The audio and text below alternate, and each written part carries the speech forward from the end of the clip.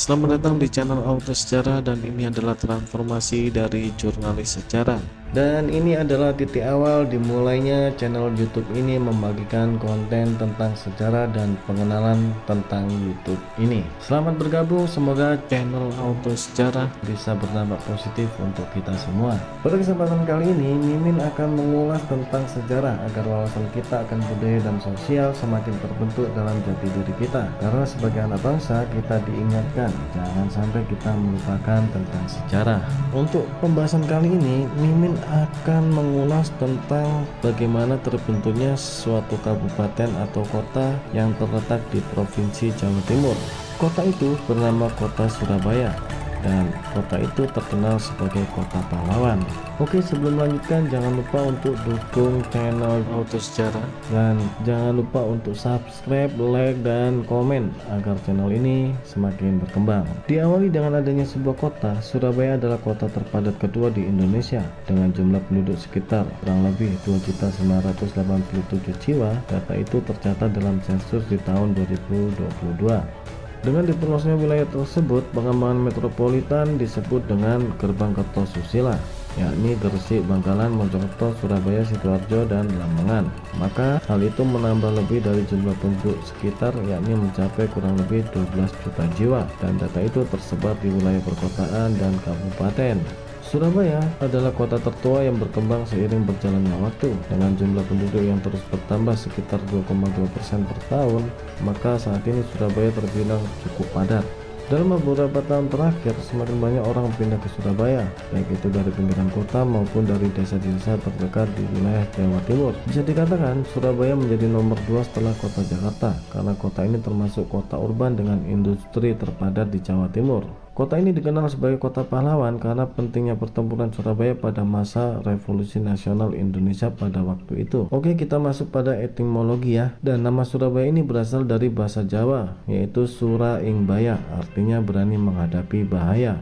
Berasal dari gabungan kata Pali, Sura mengacu pada Asura, yakni dalam agama Buddha dipercaya artinya sebagai kepercayaan Buddha, dan Baya mengacu pada ketakutan atau bahaya. Nama Surabaya ini mengacu pada ramalan Jayabaya, seorang raja dari kerajaan Kediri pada abad ke-12. Jayabaya sendiri terkenal akan kehebatan ilmunya, dan dalam ilmu tersebut ia mampu meramal masa depan. Konon, Jayabaya pada waktu itu meramal akan adanya pertarungan antara ikan hiu dan buaya putih raksasa. Kejadian itu terjadi di kawasan Surabaya, hingga akhirnya tersebutlah kata Sura dan Baya. Ada pula yang menganggap ramalan Jayabaya berkisah tentang perang besar antara penduduk asli Surabaya dengan penjajah asing di awal kemerdekaan di tahun 1945. Namun dari pandangan Mimin, hal itu rupanya tidak mendasar karena usia tersebut terlalu muda. Kisah lain juga menceritakan adanya dua pahlawan yang saling bertarung untuk menjadi raja kota. Kedua pahlawan tersebut bernama Sura dan Baya. Etimologi rakyat ini meskipun dianut dengan antusias oleh masyarakat, tidak dapat diverifikasi. Dari ulasan tersebut, kita bisa menyimpulkan dari tahun 1293, usia ulang tahun berdirinya kota Surabaya sudah mencapai 700 tahun lebih. Dan saat ini simbol yang digunakan di kota Surabaya juga terdapat simbol ikan hiu dan buaya, seperti yang kita lihat di depan kebun binatang Surabaya atau di monumen lain.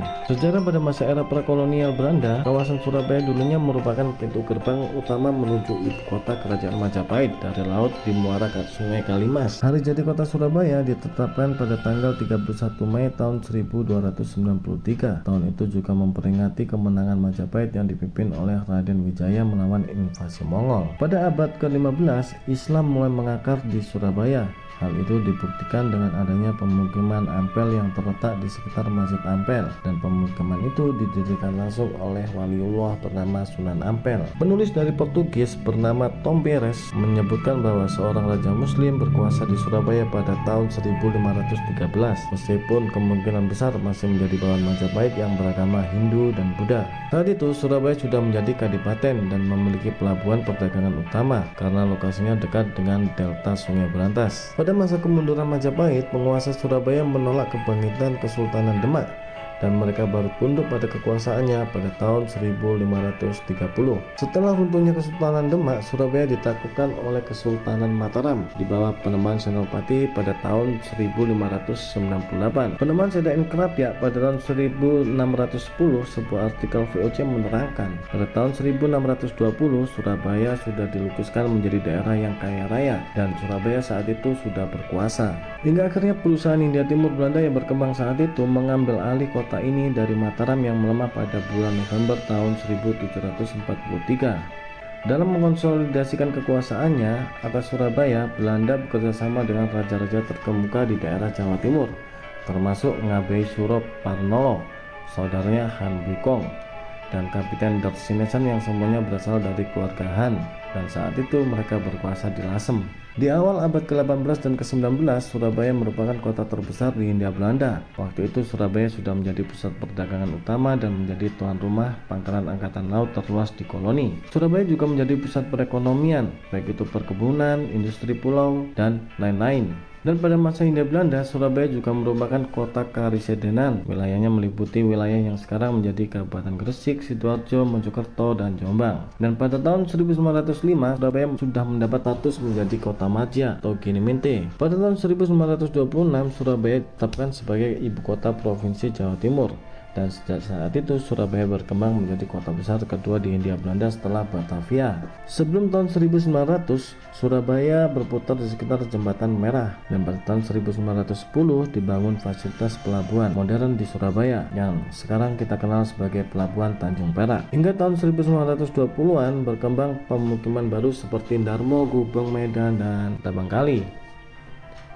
Di tahun 1920, sensus mencatat Batavia telah menjadi kota terbesar. Tetapi di tahun 1917 terjadi pemberontakan di kalangan prajurit dan pelaut Surabaya yang dipimpin langsung oleh Persatuan Sosial Demokrat Hindia. Pemberontakan ini berhasil ditumpas dan para pemberontak dijatuhi hukuman berat. Jepang yang saat itu pernah menduduki kota ini di tahun 1942 menjadi bagian dari invasinya, dan saat terjadinya bom oleh sekutu di tahun 1944 akhirnya Jepang menyerah pada Perang Dunia Kedua. Surabaya saat itu direbut oleh kaum nasionalis Indonesia. Bangsa muda ini atau yang dikenal dengan arek-arek Surabaya berkonflik dengan Inggris. Mereka menjadi penjaga koloni Belanda setelah Jepang menyerah.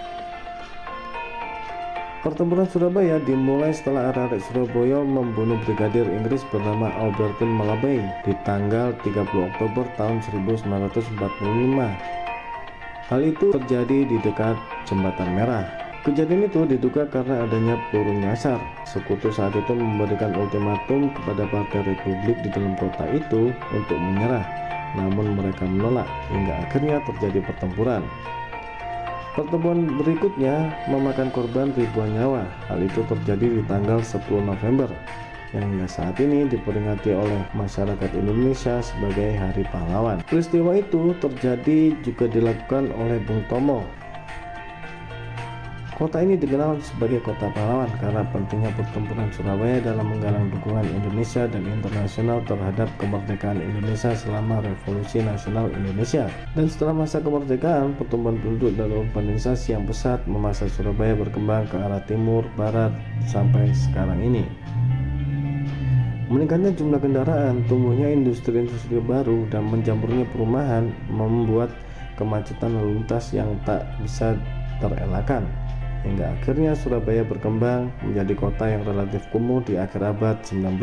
Tetapi saat ini Surabaya sudah berhasil menjelma menjadi salah satu kota metropolitan di Indonesia dengan kualitas udara terbersih. Tidak hanya kawasan metropolitan, hal itu juga menaikkan pertumbuhan ekonomi tercepat di Asia Tenggara. Pada akhirnya Surabaya saat ini berhasil menjelma menjadi kota terbesar di Indonesia. Itu adalah sejarah singkat ya guys. Dan saya berpikir ya, kalau saya mengingat kembali, saya juga pernah berjuang di kota Surabaya. Yang pertama, saya berjuang mencari nafkah, dan yang kedua saya mencari jodoh, dan akhirnya saya dapat jodoh. Kalau ingat-ingat Surabaya, lucu juga ya. Jadi maka dari itu di konten pertama ini saya mencantumkan Surabaya sebagai kota pertama yang masuk di konten YouTube. Terima kasih dan jangan bosan-bosan untuk mendukung channel ini ya teman-teman ya, agar kita selalu berbagi edukasi, menambah wawasan kita, dan generasi bangsa kita tidak buta akan sejarah. Terima kasih. Wassalamualaikum warahmatullahi wabarakatuh.